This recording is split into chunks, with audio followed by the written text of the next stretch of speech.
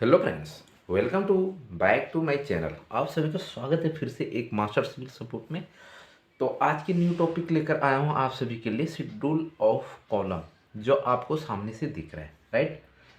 ये वीडियो बनाने का पर्पस ये है कि एक व्यूवर्स ने बार बार कमेंट किया मेरे को कि शेड्यूल ऑफ कॉलम से हमें कैसे पता चलेगा कि कॉलम साइज क्या है, और उसमें सबसे ज़्यादा टिपिकल चीज़ स्टील को कैसे पहचाने, कितने कितने बार कितने की है। तो ये सारी बात आज हम इस सेशन में सीखेंगे। तो यहाँ पे आपको जो सामने दिख रहा है, ये शेड्यूल ऑफ कॉलम डिटेल्स है, जो कि आपको एक कॉलम में लिखा हुआ है कॉलम नंबर, राइट, जो कि इस प्रकार से कॉलम नंबर हमारा है। दूसरी चीज़, आपको C1 कॉलम यहाँ पे दिख रहा है, ये C1 कॉलम है, राइट। और ये आपको C2 कॉलम इस प्रकार से देखने को मिलता है। ये C3 है, ये C4 है, ये C5 है, राइट। छोटी सी वीडियो है। और इसका कहने का मतलब क्या है, हमारा यहाँ पे देखो एक जो बनाया हुआ है, ये रिंग डिटेल है। देखो यहाँ पे आपको लिखा हुआ है रिंग डिटेल। तो ये रिंग की सेट है कि जिस प्रकार से C1 कॉलम की जो स्टील हम फाइंड करेंगे, जो वर्टिकल खड़ा करेंगे, तो उसके अंदर रिंग की हेल्प से सरिया को क्या करना पड़ता है, होल्ड करना पड़ता है, उसको बांधना पड़ता है, ठीक है। तो यहाँ पे 1 लेग स्टिरअप है, 2 लेग स्टिरअप है, 2 लेग स्टिरअप है, 2 लेग स्टिरअप है। पहला सेट जो मैन मास्टर रिंग जिसको हम कहेंगे, अब देखो दो चीज़ आप देख लो, एक तो रिंग भी बोलते हैं, एक स्टिरअप बोलते हैं, दोनों चीज़ है एक ही चीज़, नहीं कहता। अगर बीम के अंदर हम यूज करेंगे उसको हम स्टिरअप कहते हैं, और वही वही स्टिरअप को अगर हम कॉलम के अंदर यूज करें तो उसको हम टाइज रिंग बोल देते हैं, टाइज बोल देते हैं, राइट। लेकिन दोनों की टेंडेंसी सेम ही होता है, चाहे आप बीम में यूज करो या कॉलम में यूज करो, वो साइड पे डिपेंड होता है जिस शेप में आप बना सकते हो, राइट। अब देखो आपको ये समझ में आ गया। तो इसी प्रकार से C2 का भी रिंग सेट दिया हुआ है कि इस तरह पहले मेन बार से आपको होल्ड करना है, जिस प्रकार से अभी हम बताएंगे। उसी प्रकार से आपका C3 है, तो C3 में इस प्रकार से यहाँ पे भी रिंग आपका दिया हुआ है, एक मेन रिंग दिया हुआ है, फिर एक मेन रिंग बीच में लगेगा, और फिर 2 सरिया जो बीच में बचेगा उसको होल्ड करेगा। वो कैसे करता है ये भी हम अभी दिखाएंगे। तो ये बेसिक चीज़ है, फ्रेशर सिविल इंजीनियर को ज़्यादातर नहीं आता है। इसलिए नहीं आता है, रीज़न ये है कि कॉलेज में ये सब चीज़ें देखने को उसको नहीं मिलता है। थ्योरेटिकल तो मिलता है लेकिन प्रैक्टिकल नहीं मिल हो पाता है। इसलिए ये वीडियो बनाने का मेन मोटिवेशन हमारा ये है। तो फिर अब देखिए यहाँ पे C1 कॉलम है, इस प्रकार से आपको साइज दिया हुआ है, राइट। 12 इंची बाय 24 इंची की कॉलम है। कहने का मतलब क्या है, ये जो क्रॉस सेक्शन है इसका, ये क्रॉस सेक्शन है, ये 12 इंची का दिया हुआ है, 12 इंची का दिया हुआ है। और ये साइड वाला जो फेस है पूरा, ये 24 इंची का दिया हुआ है, राइट, समझ गए। और यहाँ पे देखो जो ये वाला जो है, ये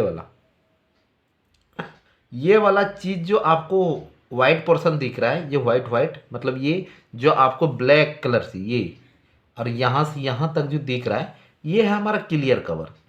क्लियर कवर हमें देना जरूरी है। अगर क्लियर कवर आप नहीं देते हो, अगर आप सेटिंग कर देते हो, तो आपका कॉलम का साइज मिस भी हो जाएगा। और दूसरी बात, क्लियर कवर होना बहुत ज़रूरी है, क्योंकि वो एयर वाइट से बचाता है। और क्लियर कवर अगर आप नहीं दोगे तो जब सेटिंग रिमूव करोगे तो क्या होगा, आपके साइड से स्टील दिख जाएगा, ठीक है।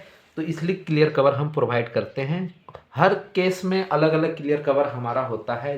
सपोज करो कि कॉलम के केस में हम, अगर हम फुटिंग में तो हम 50 mm देते हैं। देखो मैक्सिमम आप 75 mm भी फुटिंग में आप प्रोवाइड कर सकते हो, बट जो लेटेस्ट का आता है वो 50 mm हम लोग मिनिमम यूज करते हैं फुटिंग के अंदर। और वही कॉलम के अंदर जो हम करते हैं उसको हम ये करते हैं। ये इस सारी चीज़ों को डिटेल से मैंने बताया हुआ है। क्लियर कवर, नॉमिनल कवर, ये इफेक्टिव डेप्थ वगैरह सारी चीज़ मैंने फाइंड कर रखा है। आप वीडियो ढूंढोगे, वीडियो में जाके तो आपको मिल जाएगा। तो अभी देखो ये रिंग जो है, इस रिंग से देखो इसको होल्ड किया गया है, ये वाला, राइट। और फिर ये वाला मेन रिंग जो है हमारा, ये वाला रिंग से होल्ड किया गया है।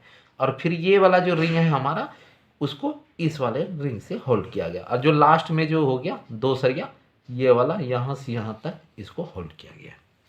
ये इस लगाने की टेंडेंसी है। अब बात करते हैं इसमें स्टील कितना है। देखो यहाँ पे लिखा है 1425। देखो 14 @ 25 भी लिख सकता है, 25, ठीक है। 14 @ 25 5, ठीक है। देखो स्टील को जो डिनोट किया जाता है हैश से और 5 से सूचित किया जाता है, राइट। जो ये 14 पहला अंक जो हमारा है ये 14 ये नंबर को दर्शा रहा है। और जो ये ड्राइंग का आता है, क्योंकि ड्राइंग आपको अलग अलग किस्म का मिलता है और आपको रीड आउट करना होता है एज पर साइड, लेकिन आपका बेसिक कॉन्सेप्ट जो होता है वो आपको समझना होता है जो भी है। अब अगर रिंग ही लगा रहे, आप रिंग लगा रहे हो तो रिंग में भी ये जो रिंग है तो कितने कितने पे देता है, ये बीम डिटेल में और कॉलम वाले सेक्शन में आपको मिलता है ऐसा देखने को। तो क्या क्या होता है हमारा, तो आपको समझ में आ गया 14 स्टील है। अब गिनोगे ये डॉट डॉट कितना है 14, 1 2 3 4 5 6 7 8 9 10 11 12 13 14। तो देखा आपने कि ये 14 क्या है, 14 नंबर है हमारा और 25 की सरिया इसमें प्रोवाइड किया गया। 25 की सरिया इसमें प्रोवाइड किया, जितने भी 14 सरिया ये 25 की सरिया। उसी प्रकार से अगर हम C2 कॉलम में आते हैं, C2 कॉलम में आते हैं तो यहाँ पे दिया 12 20 की सरिया, ठीक है। 12 क्या डिनोट कर रहा है, नंबर को डिनोट कर रहा है, और 20 क्या है हमारा, डाया को डिनोट कर रहा है, राइट। तो इस प्रकार से अगर आप गिनोगे तो 12 मिलेंगे। उसी प्रकार से रिंग का सेट भी है हमारा। उसी प्रकार से अगर आप C3 अब देखते हो तो 9 18 की कॉलम की साइज है, ये 9 इंची है और ये आपका 18 इंची ऐसे में है, ठीक है। और जहाँ पे आपको अगर ये गिनोगे 1 2 3 4 5 6 7 8 9 10, तो यहाँ पे 10 नंबर है और 20 की सरिया इसमें लगना। उसी प्रकार से C4 में आओगे तो आप काउंट कर सकते हो, C5 को काउंट कर सकते हो। आपको समझ में आ गया होगा।